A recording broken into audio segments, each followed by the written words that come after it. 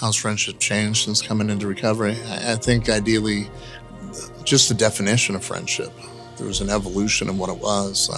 Prior to coming into recovery, there was all this false trust and kind of mottos that, we went by that really didn't mean anything. They had no value to them. The people that I placed in trust were untrustworthy individuals, and I wondered why that you got screwed over in the end. It's because my idea of what a friend was terribly mistaken. It, from those days of being a little guy, hanging out with your best friend in the yard to leaning over a table, dividing up drugs is.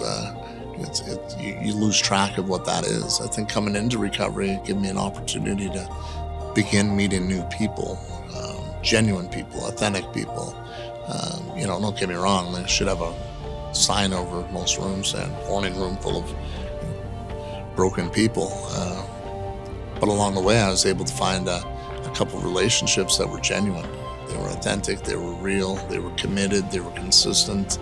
I have some friends in my life that are closer to me than my own family is.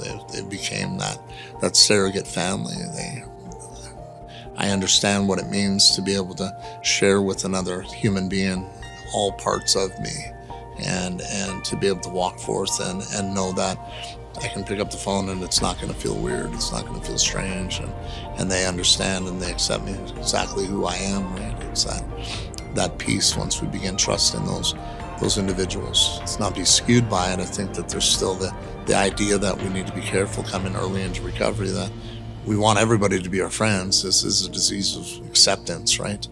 We need to make healthy choices. We need to scan the rooms and be aware of who we want to invite into our lives. If we're going to place that trust into somebody, let's make sure that they're a trustworthy individual, right? If we want to confide in somebody, let's be sure that they can hold our confidence. I have pretty good high expectations around friendship today.